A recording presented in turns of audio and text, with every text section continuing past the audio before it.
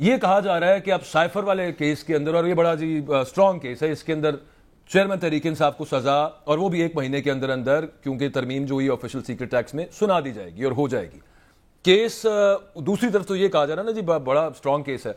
आपके आर्ग्यूमेंट्स क्या होंगे वहां पे?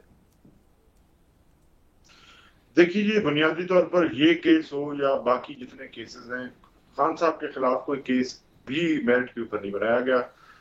इस केस को खास तौर पर अगर आप इस पे बात करेंगे तो इसमें जो इल्जामात लगाए गए हैं वो इल्जामात जो भी इस वक्त अरबाब इख्तियार हैं उनके ऊपर तारीखी तौर पर ये चार्जेस उनके ऊपर हैं कि उन्होंने ऐसा काम किया है कि जिसकी मिसाल पूरी दुनिया की तारीख में नहीं मिलती, कि अगर आपको कोई बैरूनी मुल्क साजिश करके आपकी हुकूमत को गिराए और आपको धमकियां लगाए कि अगर आप ये नहीं करेंगे और आप उसके बाद फिर वही काम करें और वो हुकूमत गिराएं अपने मुल्क की, और उसके बाद उसी प्राइम मिनिस्टर को और उसी वजीर खारजा को जो उस वक्त आपके लिए कौमी गैरत का निशान बने हुए थे, जिन्होंने एब्सोल्युटली नॉट कहा था, आप उनको पकड़ के जेल में डाल दें, इससे बड़ी पस्ती मैं शायद इंसानी तारीख में ना देखूं।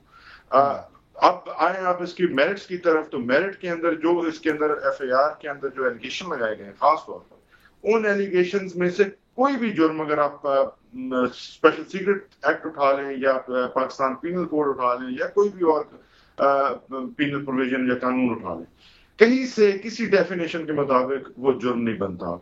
सबसे इंपॉर्टेंट चीज इसके अंदर ये है कि जब साइफर को कैबिनेट की आखिरी मीटिंग के अंदर उसको पब्लिक कर दिया गया था, तो उस पब्लिक इंफॉर्मेशन को पब्लिक तक पहुंचाने का भी क्या जुर्म हो सकता है?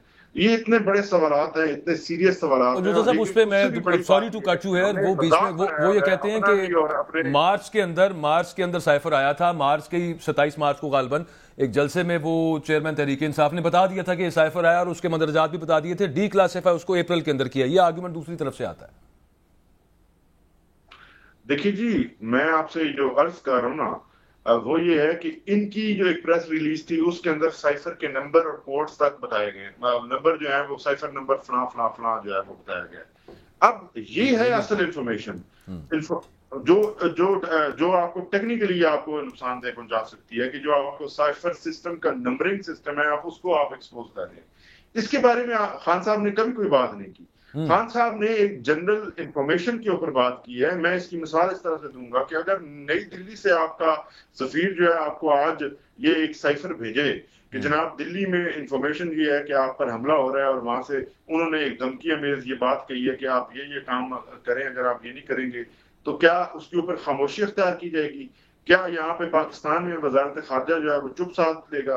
एक कोहराम मचा देंगे, ये हर तरफ ये शोर मचा देंगे कि इंडिया की तरफ से ऐसी धमकी आई है, क्योंकि उसके अंदर पॉलिटिकल माइलेज इनको मिलेगा। लेकिन एक धमकी अगर अमेरिका की तरफ से आई है तो उसके ऊपर ये जो है वो न सिर्फ सिरनगूं करेंगे, बल्कि अपने प्राइम मिनिस्टर की हुकूमत को भी गिराएंगे। जैसे तैसे उन्होंने सिंध हाउस वाली जो वारदातें डाली है, उसके बाद से इनका जो तसल्ली है तशफ़ी नहीं हुई, और उनकी सेटिस्फेक्शन को मजीद उन्होंने जो हासिल करने के लिए और जो उनकी अपना दस्त है अपने सर पे और मजबूत रखने के लिए, ये इन्होंने खान साहब को जेल में डाला हुआ है।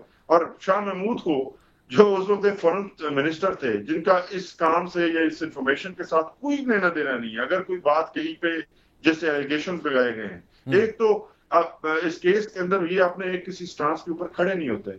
कभी कहते हैं कि ये जो साइफर है ये था नहीं, कभी हकीकत है, कभी फसाना है, और कभी फरीद खुद कहते हैं, राना सनाउल्लाह कहता है कि वो ओरिजिनल साइफर वहां पड़ा हुआ है। हकायक भी वैसी हैं।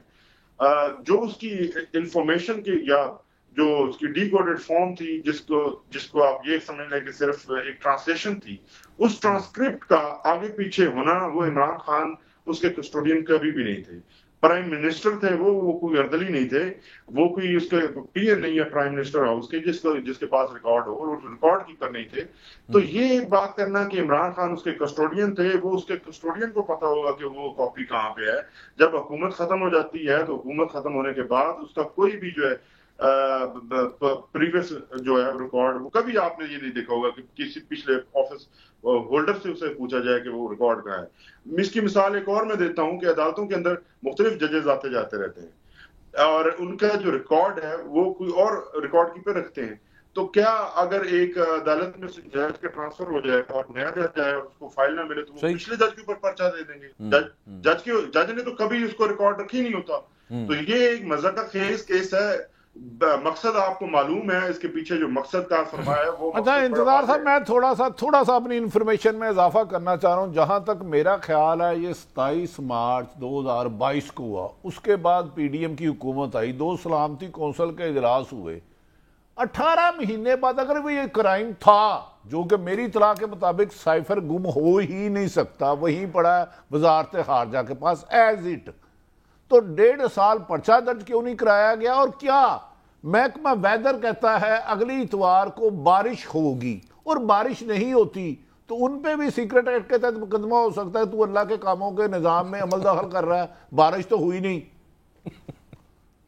Just for information sir. ठीक फरमाया है, आपने बिल्कुल ठीक फरमाया है। बुनियादी तौर पर आप ये देखिए कि ये जितने केसेस खान साहब के अगेंस्ट बनाए जा रहे हैं, ये साइफर केस हो या पहले तोशाखाना केस है या तोशाखाना की नैब इंक्वायरी है या तोशाखाना के ऊपर एक एफआईआर दी हुई है, एक तोशाखाना से 3 केसेस निकाले हैं। खैर ये तो चीजें सबको मालूम है। जो आपने स्पेसिफिक सवाल पूछा है उसके बारे में अगर इसी तरह का ये मेट वाले जो है उनको खबरदार रहना चाहिए, क्योंकि उनके ऊपर भी स्पेशल सीक्रेट एक्ट दुरुस्त फरमा रहे हैं। मैंने एक्चुअली ना ब्रेक लेनी है, सॉरी टू इंटरजेक्ट हियर पर जोता साहब, पॉइंट आपका आ गया है। मुदखाला के नाजरीन को भी सारा पता ही है और अब जरा मजीद समझ आ गया कि अब मामला है क्या पीछे। बाकी ठीक है, वही जो भी भट्टी साहब बात कर रहे थे, सजा देनी है तो ठीक है।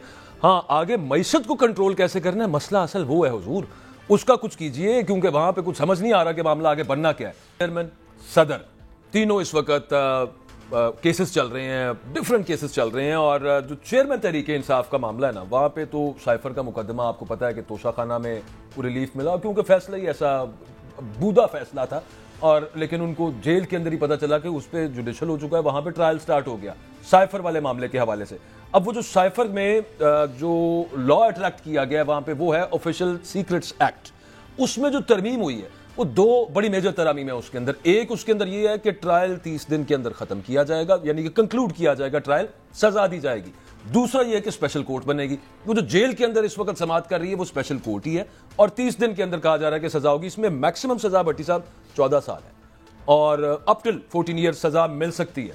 और जो लीगल एक्सपर्ट्स हुकूमत की तरफ से कह रहे हैं, वो कह रहे हैं कि जनाब सजा पक्की, वो अगला प्लान बना के बैठे हुए। 14 साल तो बहुत ज्यादा है, चले मैं कहता हूँ 3-4 साल का भी हुआ। अच्छा, ये रिलायबल सोर्सेज नहीं है। मुझे किसी ने कहा है कि एक पर्चा तहरीक इंसाफ के चेयरमैन पर हुआ है, उन्होंने एक 20 तारीख को कहा था, कल 22 तारीख है और मैं दिन बताया था, एक वो भी पर्चा हो गया। तोता उड़ा, पर्चा हो गया पीटीए के चेयरमैन पे। कबूतर उड़ा, जुमे को बड़ी गर्मी थी, तहरीक इंसाफ के चेयरमैन पे पर्चा। रात को बिजली चले गई, तहरीक इंसाफ के चेयरमैन पे पर्चा। आज बारिश ज़्यादा हो गई है, तहरीक इंसाफ पे चेयरमैन का पर्चा। आज बारिश क्यों नहीं हुई, तहरीक इंसाफ पे चेयरमैन पर्चा। साइफर का मुकदमा नहीं चल सकता। हाई कोर्ट और सुप्रीम कोर्ट से पहले हाथ ही ओ गया जो यारियां दा डंगिया, वो चला रहे हैं बेट, वो सजा भी सुना देंगे जो आप हुक्म कह रहे हैं होगा। मैं तो लीगली आईनी माहिरीन की राय गुजारिशात कर रहा हूँ।